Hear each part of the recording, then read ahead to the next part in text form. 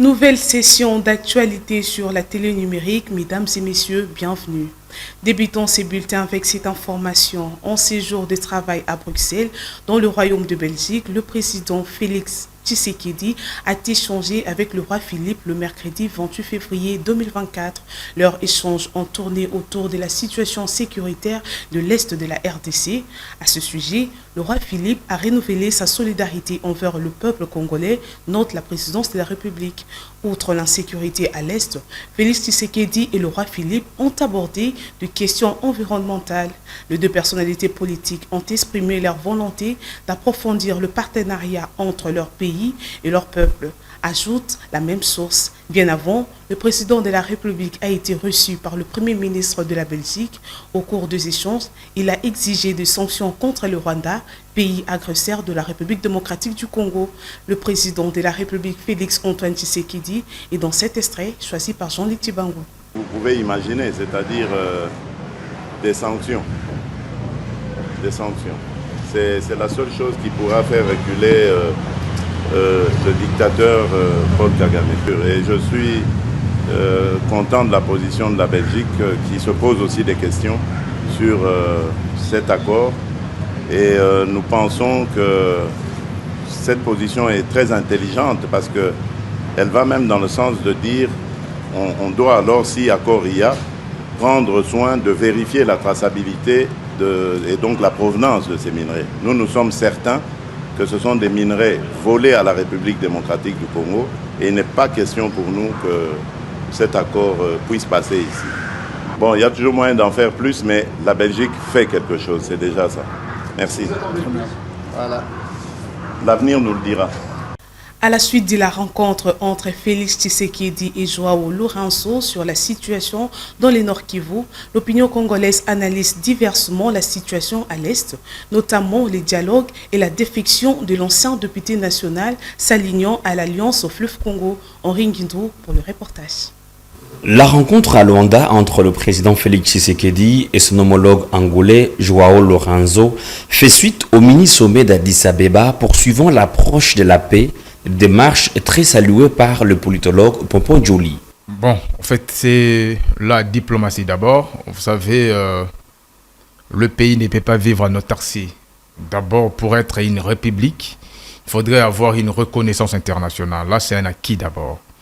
Et si nous vivons parce que on a besoin de tout le monde. Et vous savez, en diplomatie, la négociation constitue l'essence de la politique étrangère. C'est d'ailleurs ça l'objet de la politique internationale. La question sécuritaire de l'Est étant au cœur des rencontres internationales, Georges Nyoriboula s'interroge sur la défection de l'ancien député national Jean-Jacques Mamba, s'alignant ainsi derrière l'Alliance Fleuve Congo.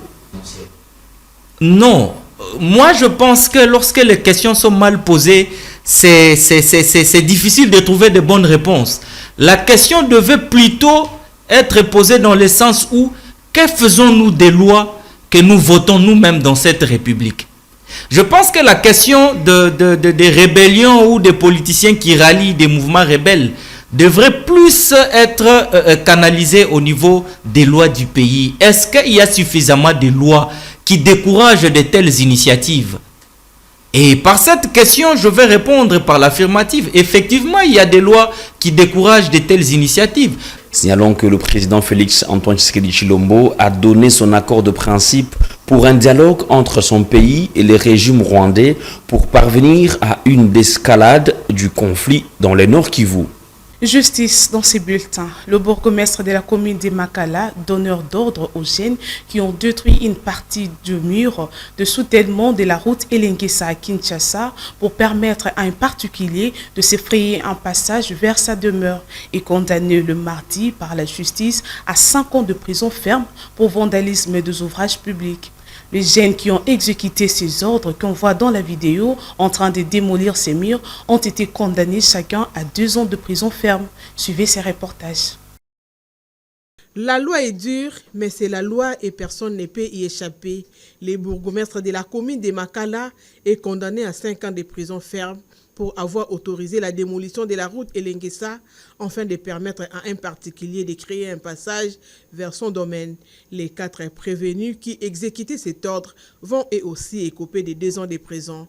Le verdict est tombé ce mardi 27 février 2024 au cours d'une audience en flagrance tenue par le tribunal de grande instance de Kalamo. Le ministère public entendit en ces réquisitions d'établir en fait comme en droit l'infraction de destruction méchante mise à charge de tous les prévenus.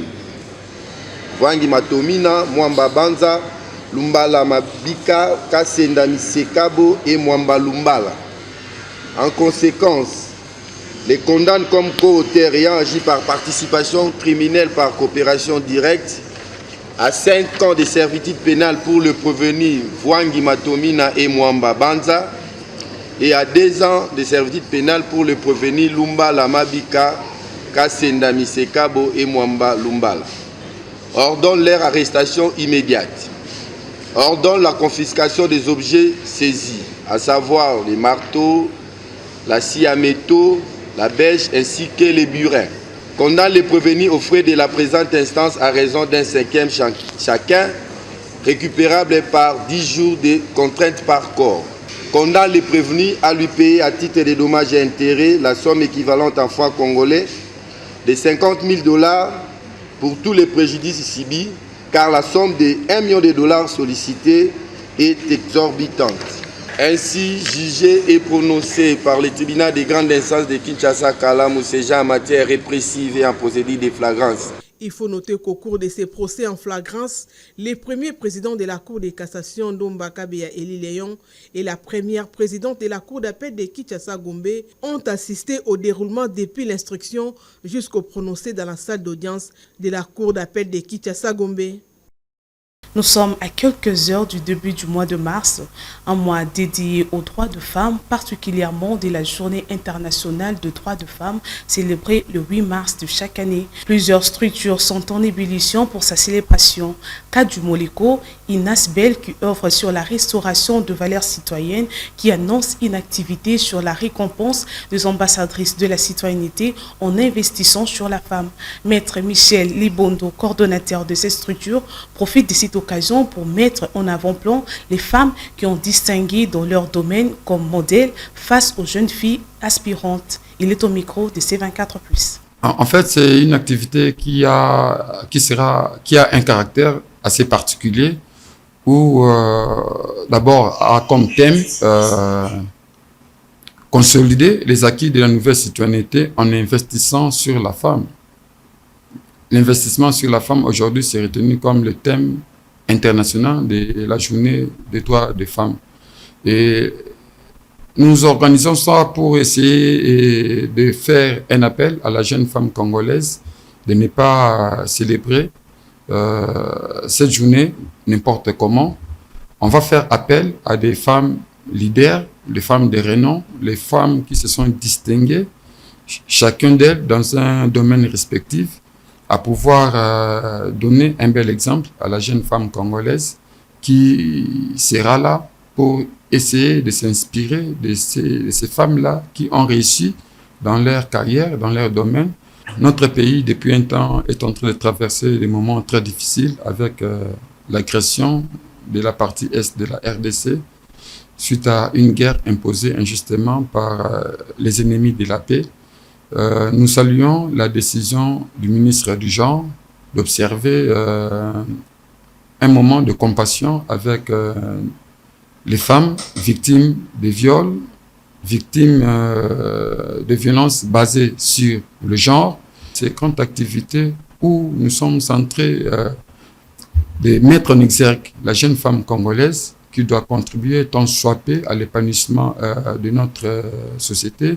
Raison pour laquelle nous sommes en train d'appeler les organisations qui œuvrent pour l'épanouissement de la femme congolaise de pouvoir se joindre au mouvement des leaders congolais, Moleko, et surtout que c'est une activité très particulière que la République n'a jamais connue, où nous allons mettre ensemble les femmes modèles, les femmes repères, Terminons société, le cimetière de Kitambo s'érige en lieu de refuge de petits bandits et détraqués mentaux.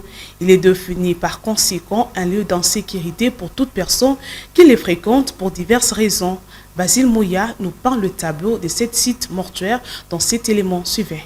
Lors de notre randonnée au cimetière de Kitambo, l'un des plus grands de Kinshasa, nous avons rencontré plusieurs visiteurs qui ont déploré la présence des groupuscules des jeunes désœuvrés qui volent, extorquent, voire même blessent toute personne étrangère venue en visite dans cette concession mortuaire. Il nous a été difficile nous-mêmes de collecter les images dans ces contextes, faute des conditions sécuritaires réunies. Ce badaud occupe nuit et jour ces cimetières qui devient leur refuge, un lieu d'insécurité. Les actes d'extorsion sont récurrents dans ce site mortuaire. Il s'érige en seul maître du lieu. Ce badaud se trouve ça et là, dans le cimetière de Kitambo, où il fume à satiété du chanvre avant de se livrer à toutes sortes d'actes ignobles. Outre ces petits bandits, il y a aussi des malades mentaux qui ont érigé eux aussi leur demeure. Décidément, les humains ont choisi de troubler la quiétude des morts. Censé être un véritable lieu de repos éternel, cet endroit est loin d'être une concession où règne la tranquillité, reconnue dans les cimetières. Il est loin de régorger un calme dit des cimetières. Cette présence des petits bandits est une situation qui existe depuis la nuit des temps. Ce phénomène a élu domicile dans les cimetières de Kitambo, le rendant ainsi de plus en plus dangereux. Malgré la clôture qui est érigée, on assiste à la profanation spectaculaire des morts. Censé être la véritable dernière demeure et un havre de paix, le cimetière de Kitambo offre un spectacle désolant à longueur de journée. L'honneur réservé aux morts dans les stricts respects de la tradition, les us et coutumes africaines ont bel et bien disparu. Des tas d'immondices sont également à trouver ça et là, dans ce cimetière devenu également broussailleux. Le cimetière de Kitambo est très saturé. Il n'y a plus d'espace pour l'inhumation, et pourtant, il continue à recevoir des morts de jour le jour. Cet état de choses favorise les dérapages enregistrés dans cet endroit. Des tombes entrouvertes sont disséminées ça et là, avec tous les risques que cela comporte sur la santé des habitations environnantes. Les services de l'État commis sur ces sites sont donc interpellés pour garantir à tous les conditions de sécurité pour tous ceux qui les fréquentent. Et voilà ce qui met fin à ce bulletin d'information. Merci pour votre particulière attention. Restez branchés sur la C24+, la télé numérique.